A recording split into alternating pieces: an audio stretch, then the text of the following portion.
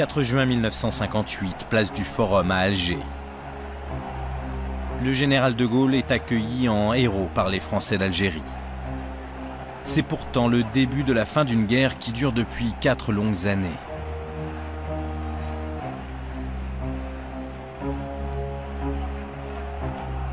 De Gaulle savait, avant même de revenir au pouvoir en 1958, que l'intégration de l'Algérie dans la France n'était pas possible, voire n'était plus souhaitable. Et si à l'époque le général avait clairement donné ses intentions, je me crois qu'il y aurait eu une vraie révolte. La rencontre entre le général et les Français d'Algérie restera sans doute comme l'un des malentendus les plus douloureux de l'histoire de notre pays. Je vous ai compris. Entre ce 4 juin 1958 et la fin de la guerre d'Algérie, 4 nouvelles années de combat et de violence.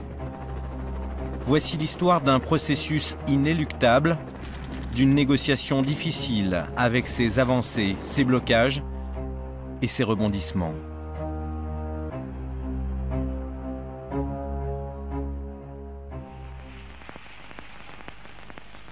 Je sais ce qui s'est passé ici. Les Pieds Noirs ont ramené De Gaulle aux affaires pour que l'Algérie reste française. Je vois ce que vous avez voulu faire. Ce jour-là, c'est donc la joie pour le petit peuple d'Alger. Quand on entend le général de Gaulle, on se dit bon ben ça va, il nous garantit que les choses vont rester en l'état en tous les cas. J'ai cru à De Gaulle à ce moment-là, c'est certain. Et je me disais que je vous ai compris. Je ne pensais pas que c'était dans les sacrifiés qu'il nous comprenait. Et beaucoup, par exemple, ont fait des investissements. Moi, mon propre père, d'ailleurs, de certain point de vue, a fait la même chose. C'est pour ça qu'il en veut aussi général de Gaulle, parce qu'il a cru au départ à ce qu'il disait. Et donc, il a acheté un appartement à Oran. Il a mis toutes ses économies. Et puis, en fait, on est reparti, on a tout laissé. Le Front de Libération Nationale Algérien, le FLN, a une interprétation très différente du retour de Gaulle. Car pour lui, le général est celui qui a prononcé le discours de Brazzaville, l'homme qui, dès 1944, défendait le processus de décolonisation, un défenseur du droit des peuples à disposer d'eux-mêmes. L'arrivée du général de Gaulle a été saluée comme un espoir. Le FLN, tout de suite, comprend que l'avènement de Gaulle va apporter des changements importants dans la politique française. Pour le FLN, De Gaulle est bien celui qui va donner l'indépendance à l'Algérie. Il y a une réponse politique à la venue de Gaulle. C'est la Constitution, 19 septembre 1958, du gouvernement provisoire de la République algérienne. Donc, on rentre dans une nouvelle étape, celle de la consolidation des institutions du FLN. On le sait, l'histoire va donner raison aux Algériens. D'ailleurs, 15 mois après son retour au pouvoir, le général pose les bases de ce qui, désormais, va être la ligne directrice de sa politique algérienne. On peut maintenant discerner le moment où les femmes et les hommes qui habitent l'Algérie seront en mesure de décider de leur destin une fois pour toutes, librement, en connaissance de cause. Le vrai tournant du discours du 16 septembre 1959, c'est l'idée qu'on va faire un référendum et qu'on va demander aux Algériens ce qu'ils souhaitent. C'est quand même un coup d'éclat extraordinaire. Je considère comme nécessaire que ce recours à l'autodétermination soit proclamé aujourd'hui. Et c'est à partir de là que se présente pour la première fois la possibilité concrète de négociations avec le FLN, donc avec des membres du FLN, pour essayer d'aboutir à une autre solution que l'Algérie française. On peut maintenant... Ce discours est un coup de tonnerre pour les partisans de l'Algérie française. En revanche, c'est une victoire pour ceux qui militent en faveur de l'indépendance. Louis Jox, l'homme qui va négocier les accords d'Évian, fait partie de cela. Son fils, Pierre, se souvient de ce moment précis. Le 16 septembre 1959, le discours de Gaulle, je l'ai entendu aux messes des officiers de la base aérienne de Colombichard, où j'étais. On était en train de se préparer à dîner. Alors on a explosé de joie, presque tous, dans le contingent. Et j'ai envoyé immédiatement un télégramme à mon père parce que c'était son anniversaire, le 16 septembre 1959. Bon anniversaire. Et on a cru à ce moment-là, nous, des jeunes officiers ou des jeunes soldats, on a cru que la paix c'était pour Noël. Sur le terrain, pourtant, les affrontements redoublent de violence. L'armée française n'a jamais été aussi offensive. De Gaulle semble faire le contraire de ce qu'il a annoncé. Dans un premier temps, la stratégie de Gaulle, ça a été plutôt une stratégie militaire. Porter des coups aux maquis algériens, faire en sorte que les maquis du Front de Libération Nationale plient, soient affaiblis au maximum pour débuter, pour commencer de véritables négociations. Le FLN, sur le plan militaire, se faisait battre beaucoup par le plan Chasles. Chasles était un militaire qui avait une idée très simple, c'est vraiment le rouleau compresseur, si vous voulez. On évacuait tout le monde, on a évacué 1,5 million ou 2 millions de paysans, quelque chose comme ça, qu'on a mis dans des camps, ça c'était pas ce qu'il y avait de plus beau. Mais quand même, le FLN, là, militairement, on a pris un coup.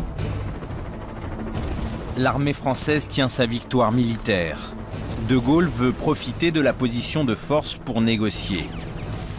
Juin 1960, dans un secret absolu, une délégation de militaires du FLN atterrit à Paris, direction l'Élysée.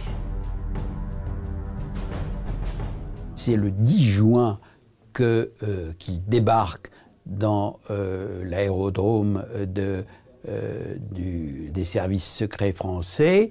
Ils sont transportés en voiture par un officier général. Ils traversent Paris par un temps magnifique ensoleillé. Ils sont absolument étonnés de voir Paris. Évidemment, pour eux, c'est quelque chose d'assez étonnant. On les fait venir par les jardins de l'Élysée et De Gaulle les reçoit dans le plus grand secret dans son cabinet. Et là, le général apparaît en grand uniforme. De Gaulle leur dit que, de façon extraordinairement courtoise, d'après ce qu'on a compris, qu'il a bien vu ce qu'il voulait faire, qu'il rendait hommage, comme il l'avait fait en 1958, à leur courage. Et il se passe une chose tout à fait typique du général de Gaulle, c'est qu'il leur tient un discours éblouissant sur le futur de l'Algérie tel qu'il la voit.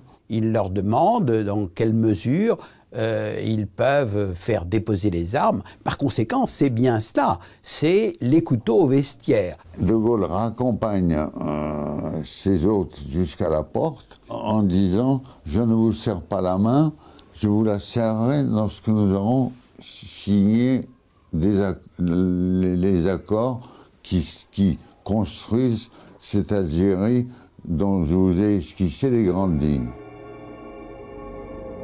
Aucun membre de cette délégation algérienne ne serrera la main du général de Gaulle. Car le FLN est divisé. De retour en Algérie, ceux qui ont rencontré le président français n'ont plus la main. Le voyage à Paris n'a servi à rien. De Gaulle veut absolument trouver une solution.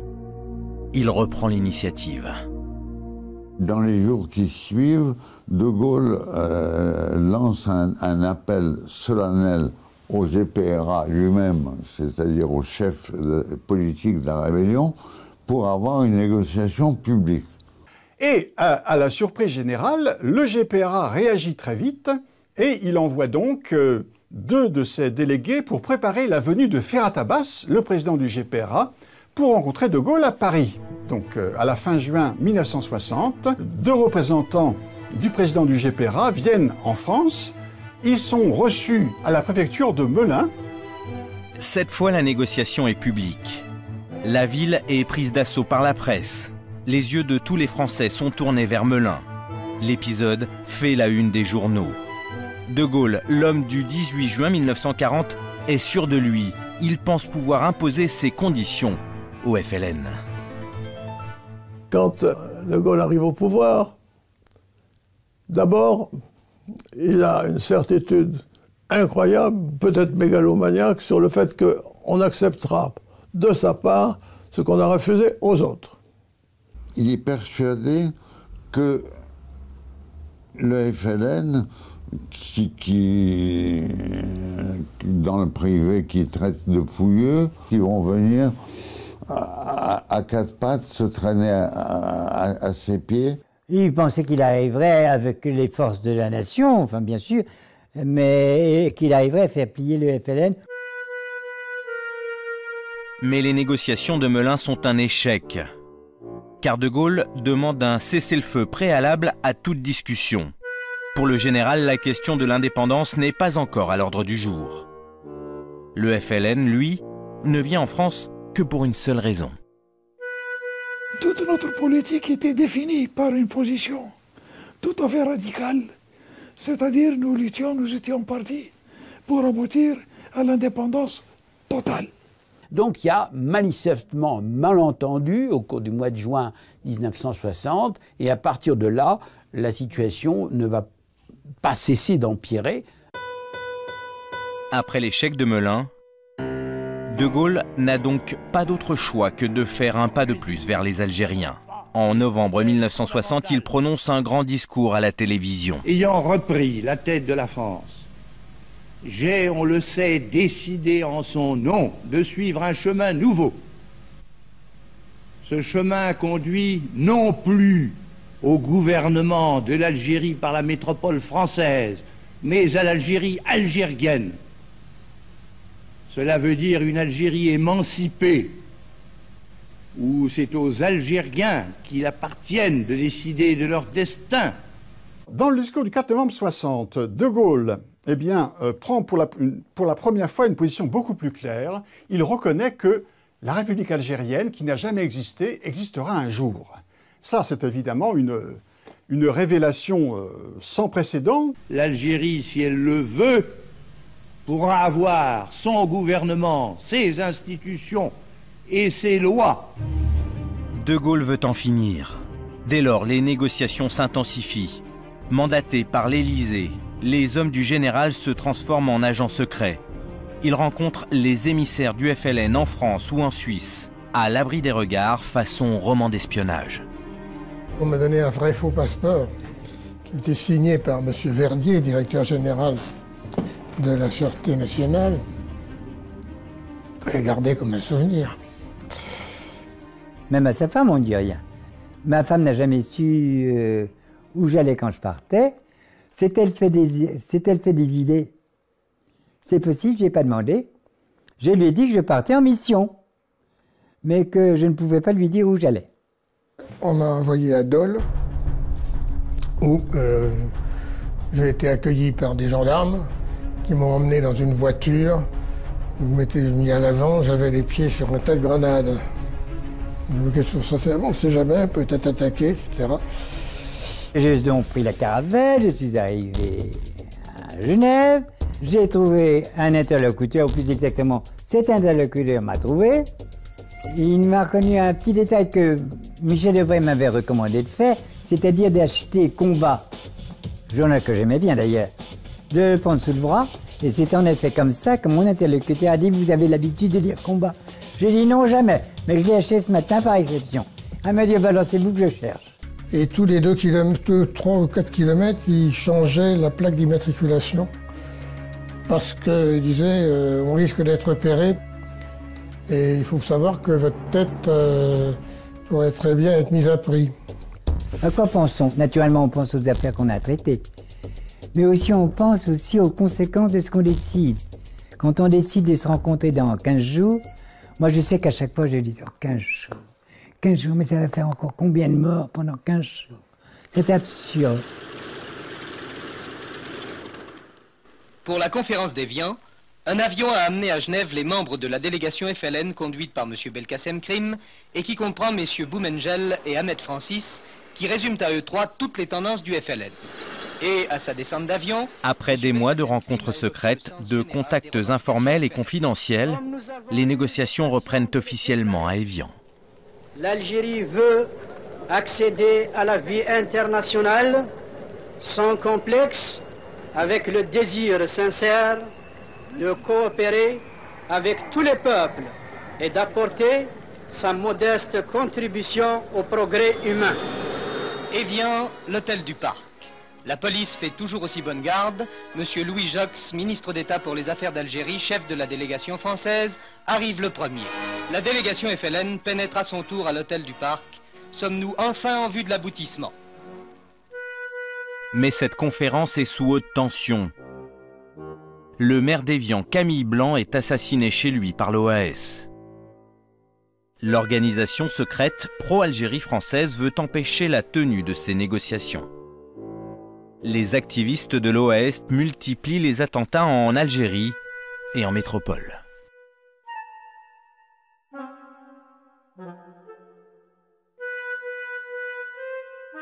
Malgré cette pression, les discussions s'ouvrent à l'hôtel du Parc d'Évian. Très vite, elles coincent sur des questions géopolitiques. Le FLN considère la question du Sahara comme non négociable.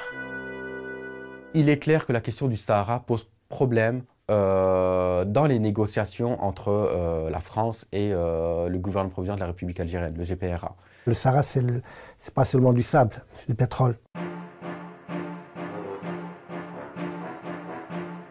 Depuis 1956, à peu près, la France y avait développé à la fois l'exploitation pétrolière, toute une série de bases d'expérimentation spatiale et également avait choisi d'y faire exploser ses bombes atomiques.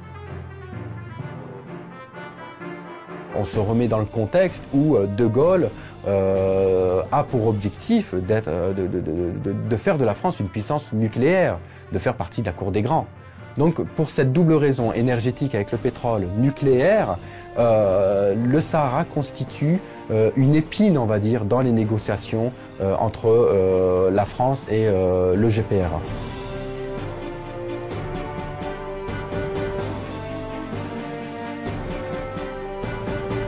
Moi, je m'occupais du pétrole, et donc j'étais chargé pour présenter la thèse sur le Sahara. Et, les arguments étaient que le Sahara était essentiellement une conquête française. Il n'y avait jamais eu dedans, l'Algérien n'avait jamais rien fait au Sahara, et que donc il n'avait pas de droit historique sur le Sahara. Il s'est trouvé que la France, administrativement, avait rattaché le Sahara au département d'Algérien. Nous souhaitions évidemment pouvoir continuer à exploiter ce pétrole, au moins pour récupérer la mise. C'était l'idée du général, qui avait une conception très patrimoniale, finalement, peut-être très bourgeoise, au fond. Il faut récupérer l'argent qu'on a dépensé dans le pétrole.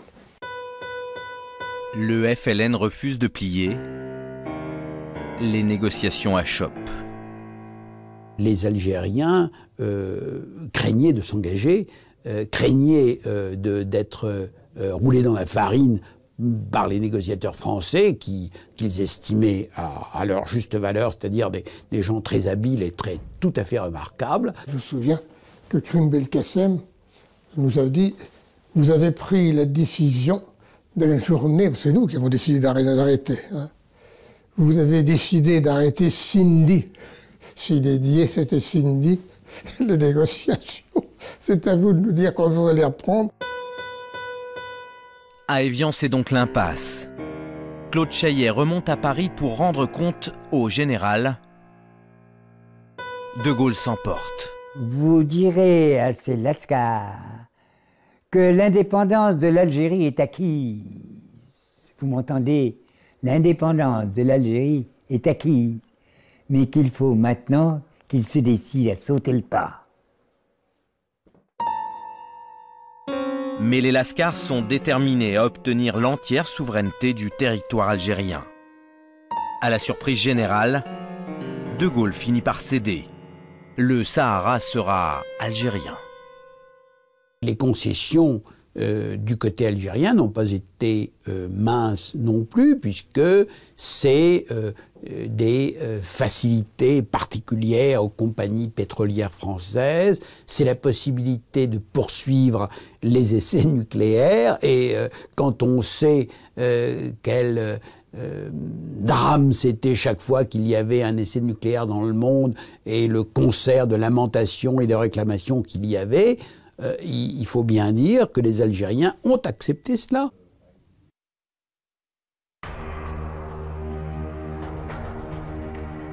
À Alger, les tenants de l'Algérie française font tout pour faire échouer les négociations. En avril 1961, des militaires vont tenter le coup de force. Conduit par 4 généraux, Jouhaud, Salan, Chal et Zeller, le putsch d'Alger est une tentative de coup d'État pour renverser De Gaulle.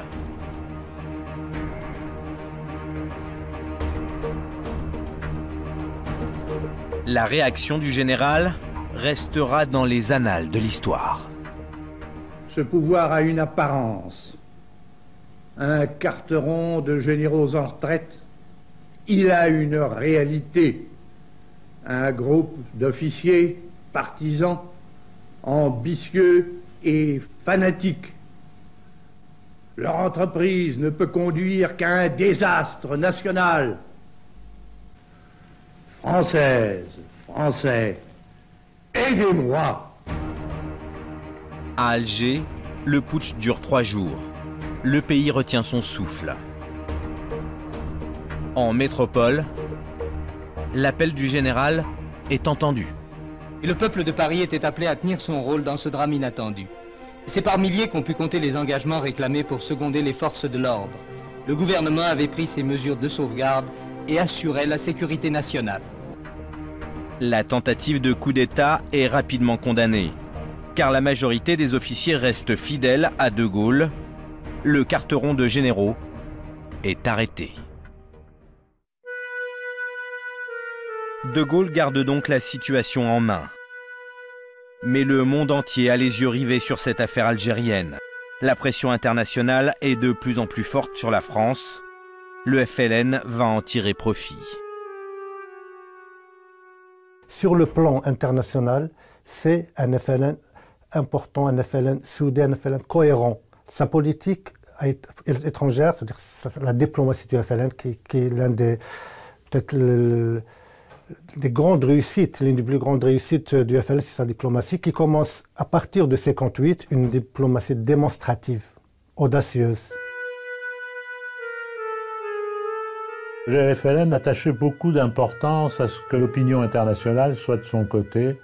Et il avait un communicant, comme on dirait aujourd'hui, extraordinaire, à New York, à l'ONU, à Washington aussi, en même temps par hasard, de temps en temps, qui s'appelait Yazid, qui parlait américain remarquablement, qui passait sur les télés américaines et tout ça. On a parlé aussi de l'Algérie à la commission politique de l'ONU, où adversaires et partisans de la politique française se sont expliqués. Room d'observation avant le débat en Assemblée générale. Le combat des Algériens, grâce à cette diplomatie démonstrative, devient un combat pour la liberté, un combat contre le colonialisme. On est tout de même dans une période où la décolonisation est devenue le fer de lance, on va dire, d'une grande partie des États de ce monde. Comment cela se fait-il que la très grande majorité des États d'Afrique obtiennent leur indépendance, que ce soit par l'Angleterre ou que ce soit par la France aussi? Comment cela se fait-il que la France se rattache à cette Algérie? La stratégie du FLN, hein, de résonance internationale, etc., cette stratégie du faible au fort, produit ses effets. Effectivement, la France va être isolée sur la scène internationale. La guerre d'Algérie fait mettre la France quand même au banc des nations à l'ONU, puisqu'il y a des condamnations.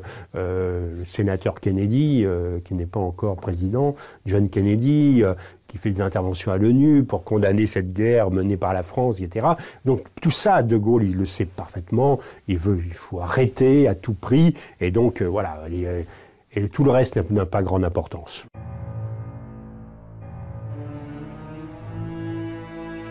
En métropole, la question algérienne fait débat. Le climat est électrique et les Français divisés. Parfois jusque dans leur famille. certaines se déchirent carrément sur la question algérienne. J'avais une sœur aînée qui était une passionnariat de l'Algérie française. Je considérais que je m'étais vraiment lié avec le diable. J'ai eu une tante qui, à une de ses amies présentes, m'a présenté en disant « c'est mon neveu qui est aux affaires étrangères et son seul souci est de brader l'Empire ». Je me suis tourné vers cette amie qu'elle avait invitée à prendre le thé et qui pensait avoir des moments agréables. Et je lui dis « Madame, vous qui vous étonnez, comme ma tante le dit que je brade l'Empire, vous êtes naturellement prête à me donner le sang de votre fils, qui a 20 ans. Et vous, ma tante, ce tableau, vous me le donnez aussi, parce que j'ai besoin d'argent. Pour faire la guerre, il faut de l'or, il faut de l'argent, et il faut du sang. Donnez-moi les deux, je fais la guerre. » Progressivement, les partisans de la paix deviennent majoritaires. La guerre apparaît de plus en plus inutile. Au seuil de la 8e année de conflit, l'indépendance semble inéluctable. Les Français refusent de donner leur sang plus longtemps à une cause qu'ils ne partagent plus. Il faut bien voir qu'à la fin en 59-60, il y a 500 000 garçons du contingent d'Algérie. Donc ça veut dire 500 000 mamans, 500 000 pères, 500 000 petites amies, 500 000 sœurs, 500 000 frères en moyenne. Ça fait des millions de gens qui ont quelqu'un en Algérie et ils ont peur pour lui. C'est le guépier algérien, il ne faut pas dire la phrase courante à l'époque, le merdier algérien. Et donc, il faut se tirer de là. À Alger, mais aussi en métropole, les partisans de l'Algérie française ne s'avouent pas vaincus. À Paris, des parachutistes déçus et des militants d'extrême droite s'activent au sein de l'OAS Métro. Ils amplifient les plastiquages. Ce sont les Nuits Bleues. Au fond, une idée est omniprésente dans la tête de ces hommes. C'est tuer De Gaulle, hein, c'est la seule chose, c'est le seul blocage réel qu'il y a, car lui seul peut arriver à continuer dans sa néfaste politique anti-française. La violence est partout. À Pont-sur-Seine et au Petit Clamart, le général de Gaulle échappe 2 fois à la mort. C'était vraiment la guerre. Il fallait, je pense qu'on ne s'en rend pas compte aujourd'hui à quel point cette fin, les derniers mois de la guerre d'Algérie ont été extrêmement violents. Ça faisait la une des journaux, évidemment, tous les jours. Attentats ici des Moulineaux, attentats, etc. Les attentats contre le général de Gaulle. Enfin bon, c'était, il y avait quand même un climat de guerre civile. À quelques mois de la signature des accords d'Évian, l'OAS se déchaîne. Il plastique un certain nombre d'appartements intellectuels, il plastique les journaux, Le Monde, l'Express. On a plastiqué mon appartement. Moi j'ai eu 2 policiers devant chez moi. Jean Daniel est alors journaliste à l'Express. Il est réputé pour ses opinions pro-indépendantistes. Mes parents n'étaient pas menacés, c'était pire. Il y avait des pressions auprès des miens pour dire qu'ils devraient se méfier parce qu'ils allaient être victimes de ce que je faisais, moi. À Alger, l'OAS connaît un certain succès, mais en métropole, l'organisation ne cesse de perdre des points dans l'opinion. Ils se mettent à dos la population parce qu'effectivement, il y a quelques ratés, comme ils disent, c'est-à-dire que l'appartement de Malraux qui est plastiqué fait une victime, une petite fille qui est complètement défigurée et dont le visage va apparaître à la une des journaux. La campagne du plastique continue. Cette offensive en visant M. André Malraux a fait la plus pitoyable des victimes, une fillette de 5 ans qui a failli perdre la vue. La liste des explosions s'allonge. L'OAS comprendra-t-elle la criminelle folie de ces méthodes aveugles qui heurtent toutes les consciences? Je regrette beaucoup qu'il y ait une bavure, hein, parce que c'était pas elle qui était désignée, c'était Malraux. Mais bon, c'est la guerre, hein, c'est un combat qu'on menait. Voilà, donc on monte en épingle quelque chose qui est regrettable, Évidemment, hein, c'est quelqu'un qui souffre dans sa chair et qui est innocent, c'est regrettable de toute façon, c'est sûr. Mais combien d'autres méritent autant et qui n'ont pas accès aux médias et n'ont pas la parole? La manifestation de Charonne a été provoquée par l'attentat au plastique chez André Malraux, ministre de la Culture, qui avait blessé la petite Delphine Renard, défigurée.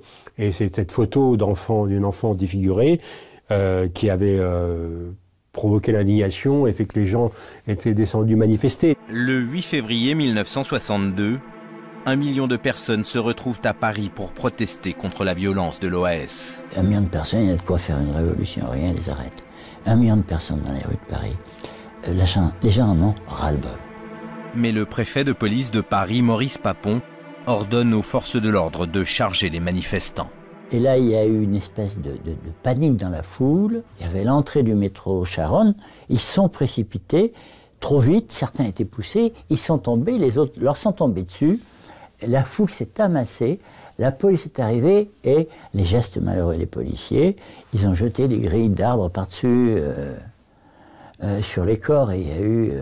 les gens sont morts étouffés. À Charonne, ce jour-là, 9 personnes trouvent la mort. La liste des victimes de la guerre d'Algérie n'en finit pas de s'allonger.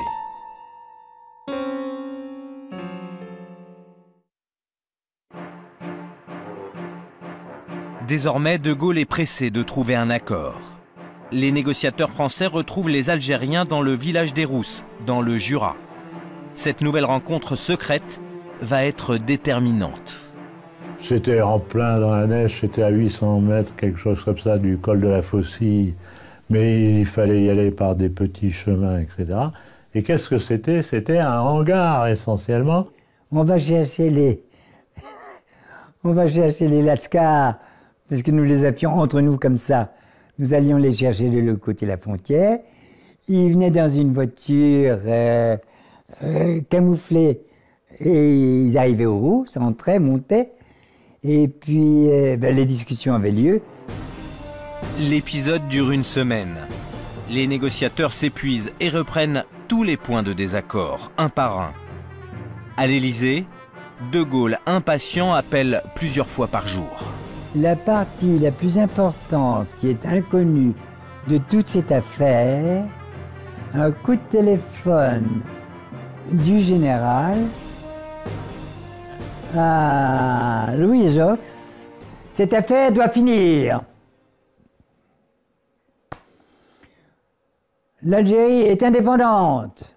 Vous m'entendez? Eh bien, faites le nécessaire.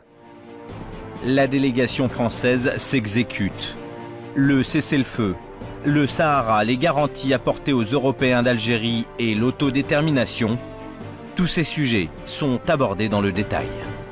Presque tout a été réglé aux Rousses. Je dirais même tout. Une fois qu'on a signé, on s'est serré la main pour la première fois. Mais tout cela reste encore secret. Rendez-vous est pris 1 mois plus tard à Évian. Le 6 mars 1962, les négociateurs se retrouvent pour conclure le pacte. Mais cette dernière phase de la négociation fut plus longue et plus difficile qu'on ne le croyait à son début. Il y eut même des jours d'inquiétude. On sent que ça va se jouer là. Mais ça a été dur quand même pendant les 8 jours. Ils discutaient mot à mot, pas tellement du cessez-le-feu, mais de ce qui se passerait pendant la période intermédiaire, de l'installation d'un exécutif provisoire.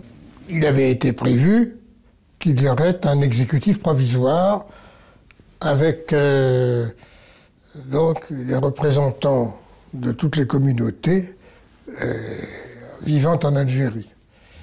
Et ça, comme toujours, quand il s'agit de choisir des personnes, il y a toujours des exclusions qui se font, oh, celui-là on ne veut pas, etc. etc. Bon, c'est ça qu'ils ont discuté. Mais il y a également toute une série de textes qui, je dirais, ont pour but d'orienter les futures relations entre l'État français et l'État algérien, en garantissant un certain nombre de droits aux Français qui resteront en Algérie, Et il y a également donc toute une série de dispositions qui s'efforcent d'orienter les relations économiques, les relations stratégiques, enfin toutes les relations franco-algériennes futures.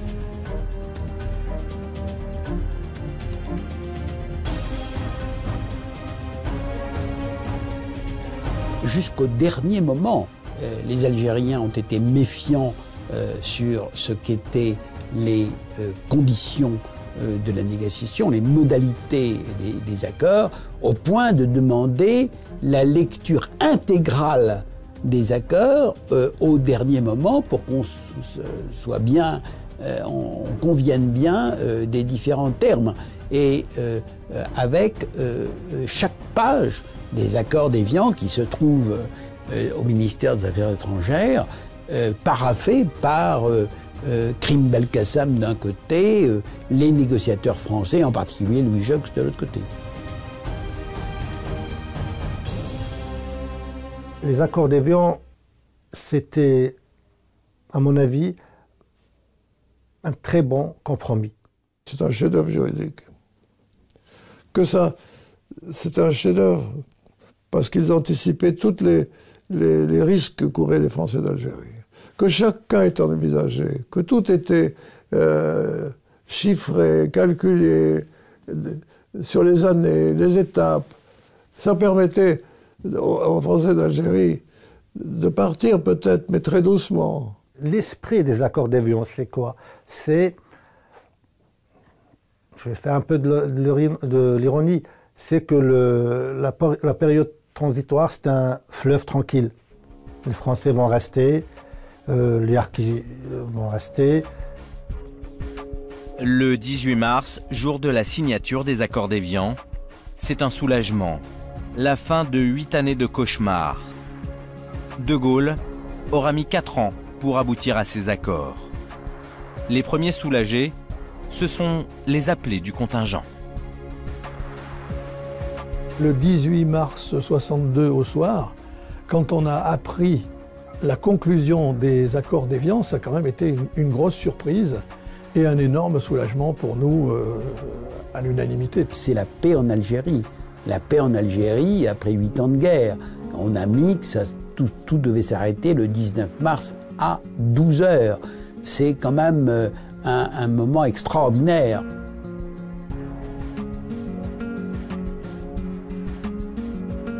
Nous étions soulagés que ça se termine enfin et que nous puissions avoir un horizon très très proche maintenant de notre libération et notre retour en France. L'obsession des appelés d'Algérie, c'était rentrer à tout prix, partir sortir de cette guerre, etc. Personne n'aimait cette guerre, personne. L'indépendance est prévue le 5 juillet 1962. Désormais, l'agenda est simple. Il y aura des élections 3 semaines après la proclamation de l'indépendance, une assemblée constituante, un nouveau régime, un nouveau pouvoir en Algérie. C'était ça le scénario. Mais la liesse est de courte durée car le scénario n'est pas respecté.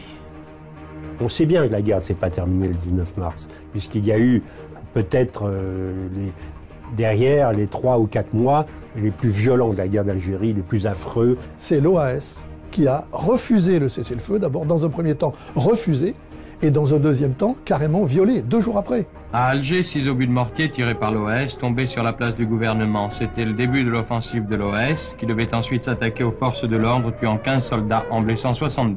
Et le 23 mars 1962, à Bab el-Oued, les civils de l'OAS armés tirent sur les soldats du contingent pour récupérer leurs armes. Et il y a 9 morts. Alger s'embrase dans un déchaînement de violence. L'OAS veut reprendre la main. Les activistes s'attaquent directement aux musulmans et à l'armée française. C'est la stratégie de vouloir montrer que il y a une force en Algérie qui s'oppose à ces accords d'Évian, qu'elle est représentative d'une partie importante de la population, les Européens et les musulmans fidèles à la France. La volonté, après les accords d'Évian de la direction de l'OAS, du général Salon et d'un certain nombre de ses adjoints, c'est de dire, bon, finalement, il faut maîtriser Alger, il faut maîtriser l'Algérie, il faut que ce soit à nous. Et comme ça, les accords d'Évian qui prévoient une passation de pouvoir entre la France et le FLN ne pourra pas se faire, puisque c'est nous qui aurons le pouvoir à Alger et à Oran. La tension devient extrême, paroxystique, on pourrait dire. Hein, c'est la politique de terre brûlée, les grands incendies, les raffineries, cette politique totalement folle de l'OAS, même d'assassiner tout Algérien parce qu'il était algérien, sans aucune raison, les blesser dans les hôpitaux. Enfin, ça a été abominable, quoi. L'OAS tente le tout pour le tout. Certains pieds noirs la rejoignent, c'est l'escalade. C'est des gens qui sont rentrés chez eux un soir en disant ben voilà, j'ai appris qu'il y avait machin qui avait été tué par le FLN, enfin par les Arabes, hein, pas de FLN, et donc à chaque fois que maintenant qu'il y a un Français qui va être tué, moi je vais prendre mon flingue et le soir je vais aller tuer un Arabe. Autour de moi, l'OAS était un mythe, hein, mais que tout le monde autour de moi, pas ma famille, parce que mon père, lui, était différent de ce point de vue-là, mais le reste de l'univers dans lequel je vivais était quand même fasciné par l'idée que l'OAS était une sorte de mythe. Parce qu'il y a eu l'idée à un moment donné que l'OAS peut-être allait empêcher les accords d'Évian, voilà, qu'il y avait une sorte de peut-être d'État qui allait se proclamer indépendant, etc. Une partie des Européens d'Algérie, dorénavant, placent leurs espoirs dans l'OAS, qui sont leur dernier rempart. Mais une date fatidique va faire basculer les choses, c'est la fusillade du 26 mars 62. Ce jour-là, à l'appel de l'OAS, les Français d'Algérie manifestent. Et dans la rue d'Isly, à Bab el-Oued, ils se heurtent à un barrage de soldats français. La violence l'a encore emporté sur la paix. Provocation, énervement, des coups de feu éclatent, une fusillade d'une violence inouïe se déclenche, 49 morts, 150 blessés. Pour la première fois, l'armée française tire sur les Français d'Algérie. Quand on a vu que les troupes gaullistes tiraient sur des manifestants pacifiques, là on s'est dit, De Gaulle fera tout pour remettre l'Algérie aux mains du FLN le plus rapidement possible. Les soldats français tirent sur les Français d'Algérie, l'OAS, plastique, massacre, tire sur des soldats français. Donc il y a bien un côté guerre civile. Le 26 mars 62, les Européens d'Algérie savent dorénavant que l'armée française ne les protège plus du tout. C'est à partir de cette date qu'il y a véritablement le début des départs massifs vers le territoire français. Un autre événement va marquer les Pieds Noirs. Le 5 juillet, à Oran, des centaines d'Européens sont enlevés et massacrés par les combattants algériens. Après le massacre d'Oran, pour les Pieds Noirs, c'est la valise ou le cercueil. Le drame avait figé la ville dans l'angoisse.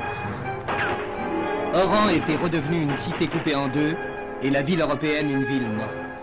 Ça crée des psychoses énormes, quoi. Et donc finalement les gens n'ont qu'une envie, c'est de partir, d'abandonner leur terre. Ils ont compris que c'était perdu. Pris par la panique, les Français d'Algérie se précipitent pour prendre le bateau. Près d'1 million de Pieds Noirs embarquent pour la France. Ils laissent tout derrière eux, leurs biens et leurs racines.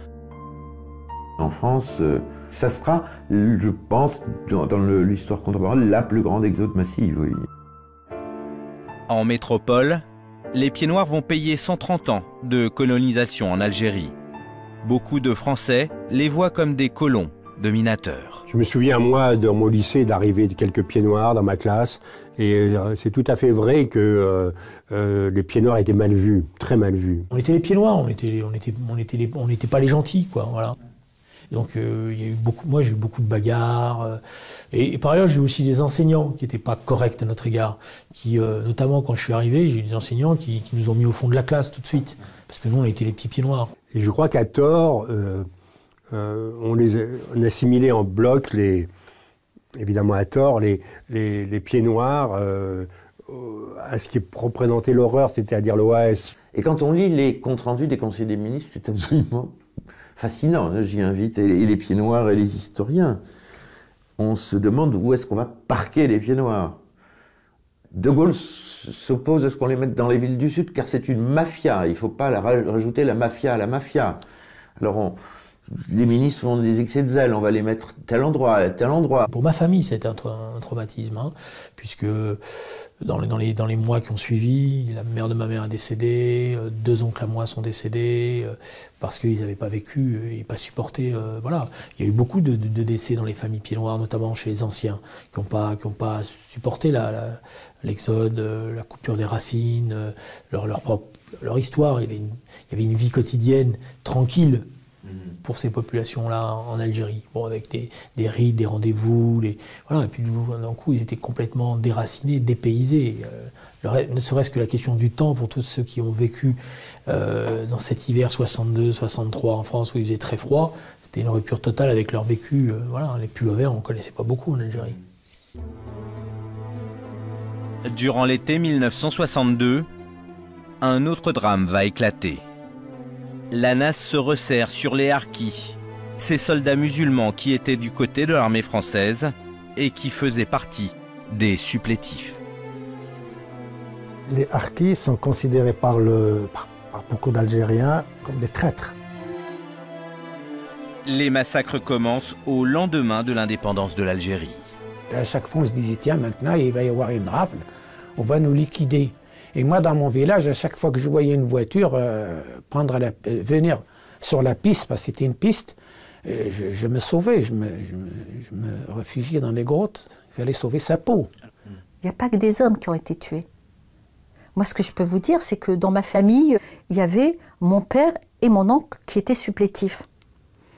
Mais les personnes qu'on a massacrées l'été 62, en août 62, c'était mon grand-père, qui était très âgé, qui n'était pas harki. On a tué ma tante, on a tué mon oncle, et on a tué leur bébé. Les règlements de compte vont faire au moins 80 000 morts. Sous les yeux des derniers officiers français qui ont alors des ordres très précis. Les officiers vous diront qu'ils ont reçu l'ordre de ne pas intervenir. Moi, j'ai recueilli des témoignages d'officiers qui disaient qu'ils étaient absolument écœurés, absolument déchirés, et qu'ils ne pouvaient pas bouger. Si des exactions étaient signalées, ils n'avaient pas le droit de quitter les casernes. Quand ils sont partis, par exemple, il y avait il y avait les harkis qui avaient l'ordre de laisser sur place, qui couraient derrière les camions, ils tapaient un coup de crosse sur les mains qui étaient accrochées aux ridelles des camions. Le gouvernement français refuse de protéger les harkis. Les ministres Pierre Messmer et Louis Jox donnent l'ordre officiel aux militaires de ne pas rapatrier les harkis en France. Nous, les harkis, maintenant, on en veut beaucoup à la France de nous avoir abandonnés. Les ordres venaient du général de Gaulle. À l'époque, c'est lui qui a décidé, il leur a dit, ce magma de soldats, on n'en veut pas. De Gaulle l'a dit très clairement, oui, on pouvait parfaitement réagir, on pouvait parfaitement maintenir l'ordre et faire que les massacres cessent, mais c'était en quelque sorte recommencer la guerre d'Algérie, reprendre les hostilités, et ça, il n'en voulait plus du tout. On n'a pas appliqué les accords d'Évian. Il suffit de le dire, c'est une évidence qu'ils n'ont pas été appliqués. Laisser les harkis à leur sort pour ne pas refaire la guerre d'Algérie. De Gaulle oublie que c'est bien la France qui avait incité parfois fortement les harkis à entrer dans l'armée. Ce n'était pas un engagement volontaire dans le propre sens du terme. On a été évacué de nos territoires par l'armée pour faire de nos territoires une ligne rouge, et on a été regroupés dans des camps. Et là, les cadres de l'armée ont imposé un choix à nos parents, soit ils rejoignent le maquis, soit ils s'engagent dans les formations supplitives, je suis obligé, comme harkis. Il n'y avait pas de conviction, hein, parce qu'un contractant un engagement comme harki, il se mettait à l'abri de la répression de l'armée française et des exactions des rebelles. De plus, il y avait un salaire. C'était 240 francs nouveaux, 240 nouveaux francs. Et mon père n'a jamais gagné autant. C'était des gens qui étaient sacrifiés d'avance. C'était ça, c'est un des aspects de la politique détestable de la droite en Algérie, soutenue par Guy Mollet ensuite, à savoir de vouloir compromettre des Algériens en créant des troupes de supplétifs dont l'histoire montre, à travers l'histoire, à travers le monde, partout où il y a ce genre de phénomène, ça se termine par des règlements de compte sanglants. L'Algérie, si elle le veut, pourra avoir son gouvernement, ses institutions avec le désir et ses lois. 50 ans après, les accords d'Évian symbolisent bien la fin de la guerre d'Algérie. Mais le chef-d'œuvre juridique décrit par certains a surtout permis au général de Gaulle de dégager la France du bourbier algérien. Les accords d'Évian ont bien réussi à aboutir à l'indépendance de l'Algérie, à interrompre la guerre, mais on ne peut pas dire qu'ils ont conclu la paix dans des bonnes conditions. C'est un leurre, c'est un bout de papier qu'on peut relire et qui n'a pas de valeur. En fait, tout ce qui est écrit dans les accords d'Évian ne s'est pas réalisé car il fallait dégager. Donc c'est un habillage.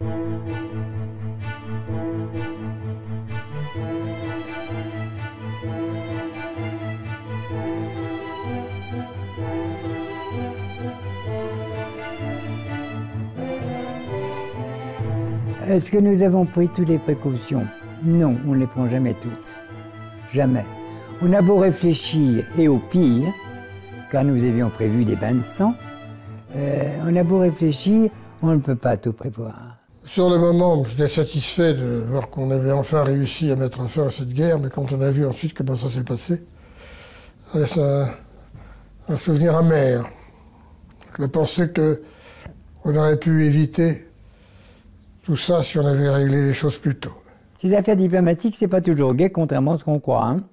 La petite cuillère dans le thé, dans la tasse de thé dont parlait Georges Pompidou, en tout cas, c'était pas le genre que moi j'ai connu. Dans tout ce genre d'affaires, il n'y avait pas de tasse de thé avec une petite cuillère et des morceaux de sucre. Oh non, c'était plutôt la potion amère.